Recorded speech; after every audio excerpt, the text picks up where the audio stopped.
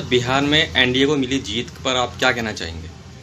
जी, सबसे पहले तो मैं आपके चैनल के माध्यम से देशवासियों को दीपावली की, गोवर्धन की और आज धनतेरस की बहुत बहुत शुभकामनाएं देना चाहता हूं।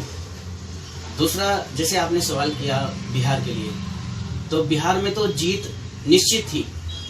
मैंने पहले भी कहा था कि जब मोदी मैजिक जो है वो चलता है तो फिर विरोधी हैं उसके सामने ढेर हो जाते हैं, क्योंकि बिहार में तो नीतीश सरकार ने इतना अच्छा काम किया हुआ था कि उनको आना ही था।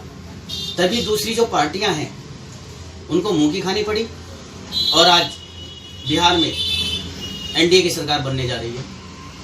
अर्नब गोस्वामी जो पत्रकार हैं उनको अभी महाराष्ट्र सरकार ने जेल भिजवा दिया था, ऐसा आरोप है। अब वो बेल पर छूट गए हैं। इस प्रकरण पर आप क्या टिप्पणी करना चाहेंगे? देखिए, सत्यमेव जयते, हमेशा कहा गया कि सत्य की जीत होती है। और सबसे बड़ी बात यह है कि चौथा स्तंभ अगर कहीं दिक्कत में है, समस्या में है, उसकी लेखनी की वजह से उसको टारगेट किया जा रहा है, तो सत्य उसके साथ चलता है। उसे पता है कि मैंने अच्छा काम किया है, अच्छा लिखा है, सरकार को चेताने का काम किया है, सरकार से कोई दुश्मनी नहीं है। तो उस चीज़ को देखते हुए, जैसे मैंने शुरू में कहा कि सत्यमेव जयते, सत्य की हमेशा जीत होती है।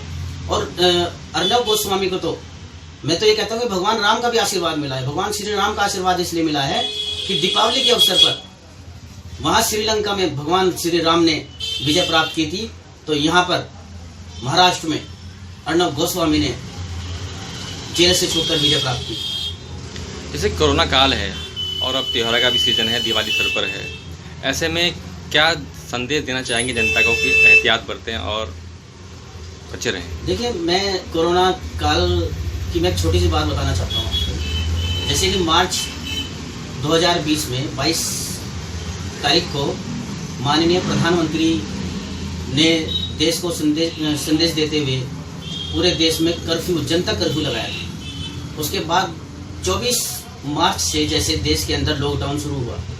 मैं तो ये कहता हूँ कि जनता को, जो देश की जनता है, हमारे देश की जनता बहुत समझदार है, बुद्धिजीवी है, खुद ही समझते हुए आज त्योहार का जो सीजन है उसमें कम से कम घर से निकले, क्योंकि कोरोना अभी गया नहीं, कोरोना से जंग जारी है।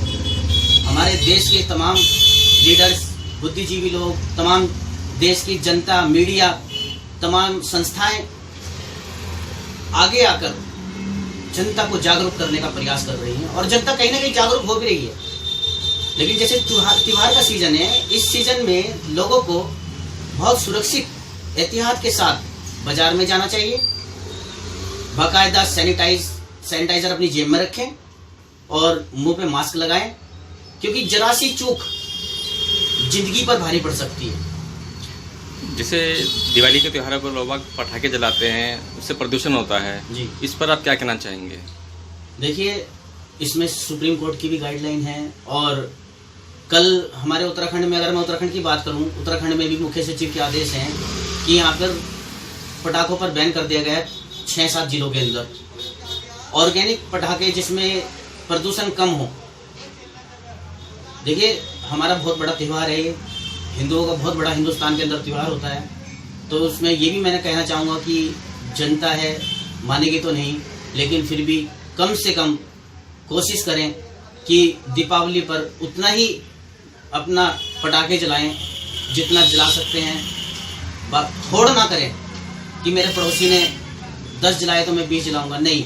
अपना सगुन, अपने त्यौहार का मजा लेने के लिए उतने ही पटाखे जलाएं जितने जला सकते हों।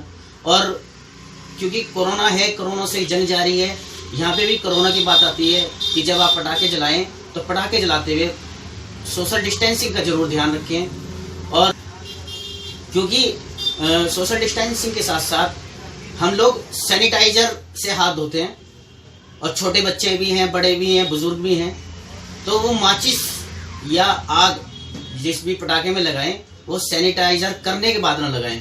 या तो अपने हाथ को अच्छी तरह साफ करें, साबुन के साथ धोने के बाद वो पटाखे जलाएं, अन्यथा भारी नुकसान का भी सामना करना पड़ सकता है। धन्यवाद।